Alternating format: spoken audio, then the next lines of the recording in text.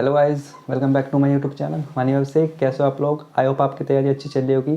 आज हम बात करने जा रहे हैं रीजनिंग से रिलेटेड सारी जानकारी देना जा रहे हैं कि रीजनिंग में कैसे आपको 50 आउट ऑफ स्कोर करना है, कि कंप्लीट इन्फॉर्मेशन होगी। मेरी स्ट्रेटेजी मैंने कैसे स्कोर किया था 47.5 प्री के अंदर और मेंस में 86 आउट ऑफ 90।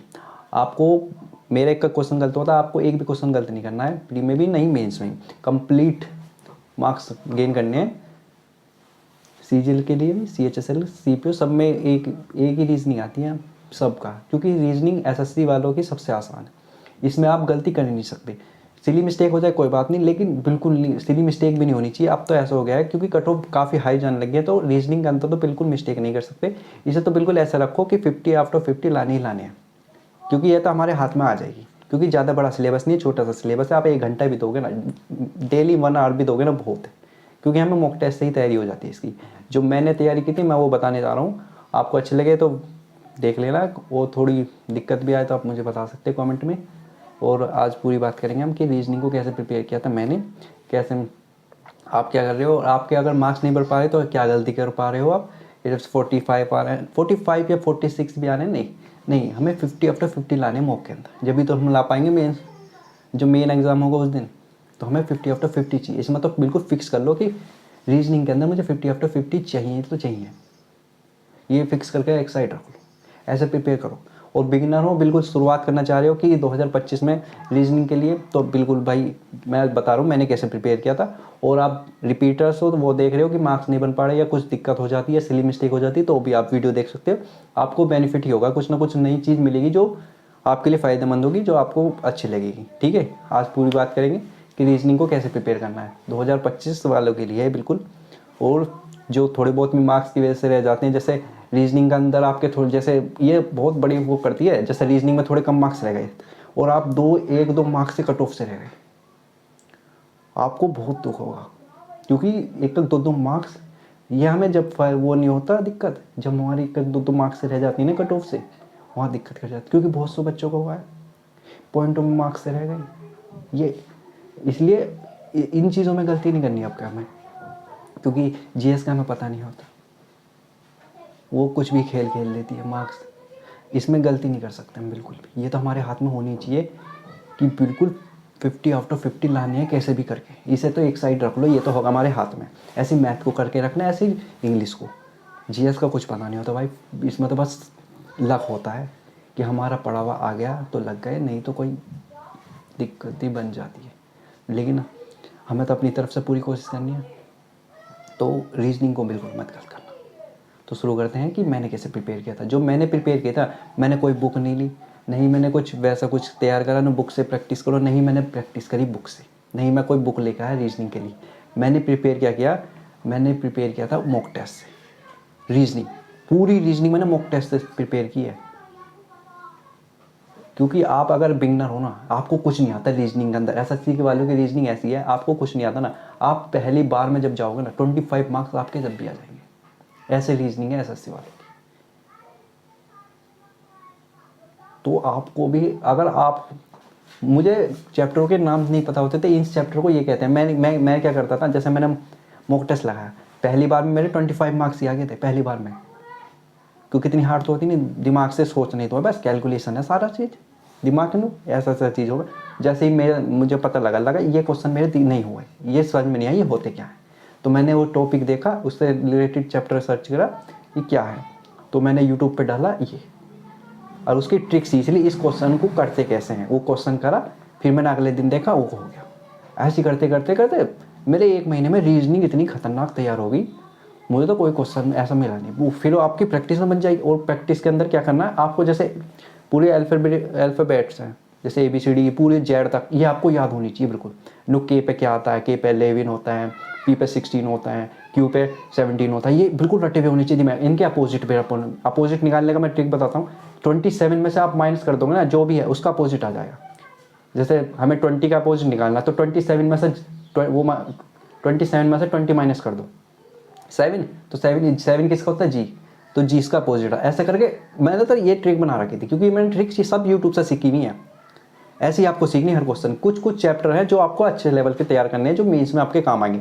उन्हें आपको कैसे तैयार करना, अगर हो सके हो सके नहीं उसको आप बैंकिंग लेवल तक के बेसिक तैयार करो। जैसे आप बैंकिंग लेवल के तैयार कर लो ना, उसका बेसिक करना, उसके क्वेश्चन प्रैक्टिस नहीं करनी, आपको उसका बेस समझना। आप वहाँ से बेस समझ में आ जाओ। और एसएससी वाली की रीजनिंग तो कुछ नहीं, यहाँ तो आप तहलका मचा दोगे। मैं बैंकिंग लेवल पे चला जाता था। जैसे मुझे स्लोक्स पढ़ना है, स्लोक्स का मुझे कॉन्सेप्ट समझना है, मैं कॉन्सेप्ट समझ के आ गया, यहाँ का मैंने मॉक टेस्ट में लगाया तो सारे कॉन्सेप्ट, कुछ है ही नहीं उसके अंदर। वे अच्छे लेवल तक पहुँचा देते हैं, मैं ये तो बिल्कुल बेस लेवल है।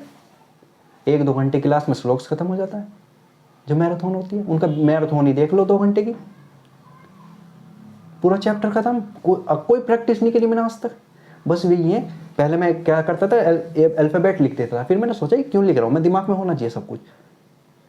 ऐसे ऐसे कर करके क्वेश्चन, कुछ क्वेश्चन जैसे जैसे फिगर सीरीज होती है, कुछ क्वेश्चन दिक्कत कर जाते हैं कि पांच वाली होती है, वे एक से रिलेटेड ऐसा होता है जो फर्स्ट से रिलेट कर रहा, थर्ड वाला थर्ड, सेकंड से थर्ड, तो जो अगला बनेगा वो सेकंड से रिलेट करेगा, फर्स्ट से रिलेट नहीं करता।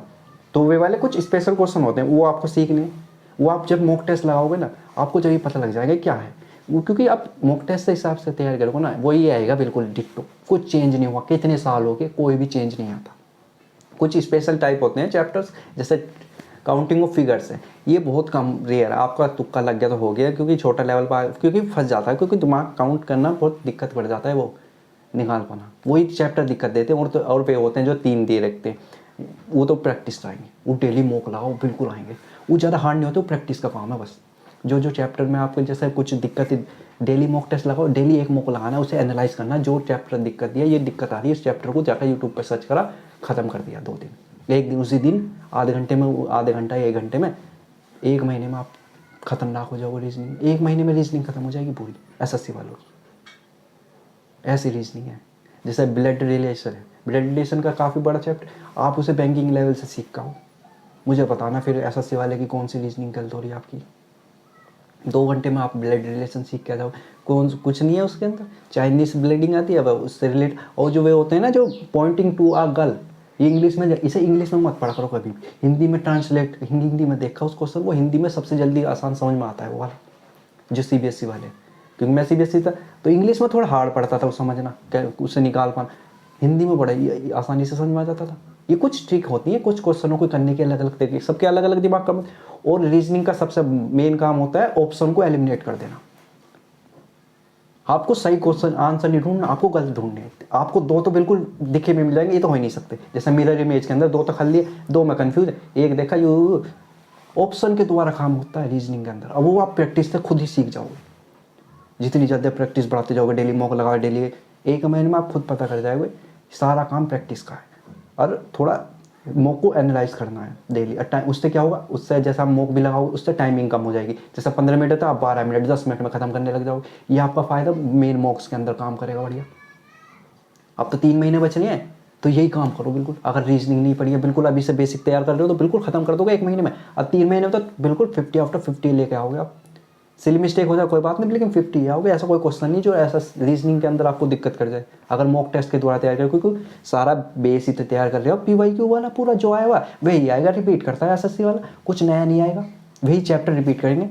कॉन्सेप्ट ही तो सीखने हमें, वही आना है सब कुछ। क्वेश्चन कौन से दिक्कत देते हैं, जैसे जो नंबर्स में होते हैं 3 में दे दिए सीरीज, वो बनाकर सीरीज में, नो इससे रिलेटेड नीचे वाला, वो थोड़ा एक आध क्वेश्चन दिक्कत कर जाता है, लेकिन वो प्रैक्टिस में है, वो दिमाग, वो समझना पड़ता है थोड़ा। समझना मतलब प्रैक्टिस में, नो ये तरीके हैं, ऐसा ऐसा करके बना सकते हैं हम। वो प्रैक्टिस से मॉक से द्वारा ही हो जाता है वो भी।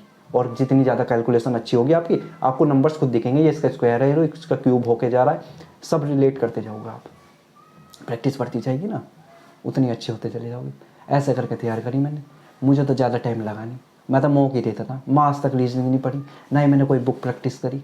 कोई सा भी टॉपिक दिक्कत दिया, यूट्यूब पे गया, सर्च करा, कॉन्सेप्ट सीख लिया, प्रैक्टिस कर दी मॉक के अंदर ही। जैसे आपने कोई ब्लड रिलेशन है तो उसका पूरा ब्लड रिलेशन के ही मॉक टेस्ट निकाल लो, टेक्स्ट बुक में बताने मिल जाते। कोई प्लेटफॉर्म में सबके सेक्शनल वाले दे देते हैं, वो ब्लड रिलेशन के कितने क्वेश्चन, 100 क्वेश्चन मिल जाएंगे आपको, 100 के 100 मॉक टेस्ट के अंदर ही प्रैक्टिस कर दो, कोई बुक लेने की जरूरत नहीं। सबसे बढ़िया काम। और ज़्यादा कुछ टॉपिक है नहीं रीजनिंग के अंदर, मेन टॉपिक। और जो मेंस के अंदर नए टॉपिक इंट्रोड्यूस हो गए, जैसे इनइक्वलिटी हो गया, इलॉजिकल रीजनिंग हो, आप इन्हें और सीख लेना। आप सीखना किससे, बैंकिंग लेवल से सीखना है, सबसे आसान, सबसे बेस्ट बता रहा हूँ मैं ये, कि बैंकिंग लेवल तक सीखो, बैंकिंग के टीचर से सीखो। मैं आपको टीचर का नाम बता दूं जिससे मैं पढ़ता था, सौरभ सर हैं, अड्डा 24/7 पे पढ़ाते हैं सर, मैं उनसे ही बेसिक, क्योंकि बेसिक वहाँ से क्लियर कर लेता था मैं। कोई सा भी चैप्टर दिक्कत किया वहाँ पे सर्च करा, पढ़ के आ गया। ऐसे ही मैंने मेंस के लिए तैयार करा था। इनइक्वलिटी वहाँ से ख़त्म कर ली, सिटिंग अरेंजमेंट वहाँ तक बिल्कुल ही अलग कर देते हैं, क्योंकि जो बैंकिंग का लेवल है बहुत अच्छा है, एसएससी का कुछ लेवल नहीं है। जो सीटिंग अरेंजमेंट में वो बैठाते हैं ना, हमारे तो अंदर को बैठा के एकदम वो बढ़िया अच्छे लेवल के बैठाते, हम तो जाके वहाँ बैठते। सीटिंग अरेंजमेंट का बिल्कुल वो तो प्रैक्टिस हो जाएगी, कॉन्सेप्ट सीखा, प्रैक्टिस कॉन्सेप्ट ऑर्डर रैंकिंग सब वहीं से हो जाएगा। जो मेंस के टॉपिक आप, मैं सही बता रहा हूँ, बैंकिंग लेवल पे तैयार करना, बैंकिंग के टीचर से जो कुछ टॉपिक्स हैं जो मेंस में आएंगे। अब प्री के अंदर तो भाई मॉक टेस्ट से बिल्कुल तैयार हो जाए, कोई दिक्कत नहीं आती। जो टॉपिक दिया बैंकिंग के टीचर पे गए, ये जो नहीं मिले एसएससी वाले से पढ़ लो, कुछ कोई बात नहीं। कोई भी जो छोटा सा कॉन्सेप्ट है, ऐसे ट्रिक बतेरी बहुत सारी वीडियोस खोल के आ जाती है। ट्रिक सीखनी है, मतलब ट्रिक, रीजनिंग का ट्रिक, और आधे से ज़्यादा क्वेश्चन तो ऑप्शन द्वारा हो जाते हैं। बस ये याद रखना, हमें सही आंसर नहीं ढूंढना, हमें गलत ढूंढने हैं। रीजनिंग का सबसे बड़ा मैं जो मेन बात बता रहा हूँ ना, कि गलत ऑप्शन चूज करो, गलत ढूंढ लो। दो तो बिल्कुल गलत अलग ही दिख जाएंगे, ये तो जीरो हो ही नहीं सकते, दो में कंपैरिजन कर लो, ऑटोमेटिक निकल के आता है। और जो वे अल्फाबेट सीरीज होती हैं जो इससे रिलेट कर रहा है, वो होता है बिल्कुल दिमाग के भी नंबर्स याद होने, उससे रिलेट करो, वो तेज़ी से प्रैक्टिस से ही आएगा कि आपको नंबर्स याद रटे हुए। जैसे क्यू का 17 हो गया, यू का 21 हो गया, ये रटे हुए होने चाहिए बिल्कुल। इससे स्पीड बढ़ती है, स्पीड बढ़ेगी, टाइमिंग में अच्छे हो जाओगे आप। 10 मिनट्स में वो कर दोगे रीजनिंग, उसमें मैथ में आप जो मेन मॉक होगा वहाँ पे टाइम दे पाओगे मेन एग्जाम के अंदर। ये फ़ायदे करेंगे आपको मॉक का, ठीक है, ये करना आपको। और जो आपको अगर कोई भी प्रैक्टिस की जरूरत पड़ी तो कोई भी PDF निकाला, और बुक की कोई ज़रूरत नहीं पड़ती वैसे रीजनिंग के अंदर, मैंने तो ये देखा। और आप देख सकते हो, अगर बुक है तो आप प्रैक्टिस भी कर सकते हो, क्योंकि आपको भी खुद देखा है कि क्या है क्वेश्चन, एक बार में करते चले जाता। अगर कॉन्सेप्ट पता है कुछ दिक्कत नहीं आएगी।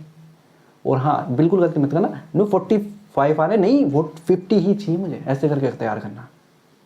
मॉक के अंदर ही 50 कैसे नहीं आ रहे, कौन सा कॉन्सेप्ट दिक्कत दे रहा है, कौन सा क्वेश्चन दिक्कत दे रहा है मेरे को, ऐसा करके तैयारी करो, कुछ दिक्कत नहीं आएगी। बिल्कुल अच्छे लेवल पे लेके चलो, बिल्कुल कष्ट में, कि अच्छा लेवल रखना है बिल्कुल। जो सा टॉपिक दिक्कत करे ख़त्म करके ख़त्म करो। 2025 के अंदर बिल्कुल नौकरी पक्की करनी है मेरे को, ऐसा करके एटीट्यूड रखो और बिल्कुल डरो मत। और डेली हमें रोज़ हराते हैं, जिनकी मुझे रोज़ घेरने की कोशिश करेगी आपको भी, कि आज मन नहीं कर रहा, ये नहीं कर रहा, वो आएंगी, प्रॉब्लम्स आएंगी, सबकी लाइफ में आएंगी, ऐसा कोई नहीं जो नहीं आ रही। तो घबराना बिल्कुल नहीं है, और डीमोटिवेट कुछ नहीं होना, मोटिवेशन में खुद रहो। जितना मोटिवेट रहोगे उतना बढ़िया, और डिस्ट्रैक्शन से दूर रहो, खूब मेहनत करते रहो, बढ़िया ही होगा बिल्कुल। सिलेक्शन 3 महीने बचने, दबा के मेहनत करो। रीजनिंग की वीडियो थोड़ी लेट हो गई, कोई बात नहीं, आप अब भी इसे तैयार कर सकते हो, कोई बात नहीं। और मैं 20 तारीख से वीडियो लाने वाला था, वो थोड़ी मेरी तबीयत ख़राब हो गई थी, अब मैं थोड़ा ठीक हूँ, तो 25 तारीख से वे स्टार्ट होगा, ठीक है। तो 23 तारीख को एक वीडियो आएगी जिसमें मैं कंप्लीट डिटेल बताऊंगा कि मैं क्या क्या प्लान कर रहा हूँ, मेरे लिए मैं कैसे तैयारी करूँगा 2025 के लिए। और रिपीटर्स टाइप रहेंगे, रिपीटर्स वाले तो जरूर देखें कि मैं कैसे प्लान करूँगा। आपको भी बिल्कुल वही, बिल्कुल युद्ध की तरह स्टार्ट करेंगे कि 180 जितने भी दिन बच रहे हैं उसमें बिल्कुल डेली 1 शॉट रहेगा, एक डेली टारगेट रहेगा कि इतने करना है। और आपका बिल्कुल वो बढ़ेगा, बिल्कुल पंचुअल हो जाओगे आप, बिल्कुल डिसिप्लिन मेरे साथ रहोगे, डिसिप्लिन बिल्कुल। आपको एक भी दिन बर्बाद नहीं करने दूंगा मैं। आप नहा भी चाहोगे ना, जब भी मेहनत कर पाओगे, क्योंकि बंदर लगा हुआ है। एक अगर आपको जुड़ाव मिल जाता है ना, इतनी मेहनत करनी है तो भाई मेहनत करनी पड़ेगी। 170 प्लस टारगेट करके चलेंगे हम, 170 प्लस लेकर आएंगे प्री के अंदर इस बार, ऐसी वाली मेहनत करके चलेंगे, ठीक है मेरा भाई। और वीडियो पसंद आए तो लाइक, सब्सक्राइब और कमेंट में बताना मुझे, और चैनल को सब्सक्राइब करना और सपोर्ट करो, और वीडियो को भाई शेयर करो चारों तरफ, ठीक है। ऑल द बेस्ट मेरे भाई।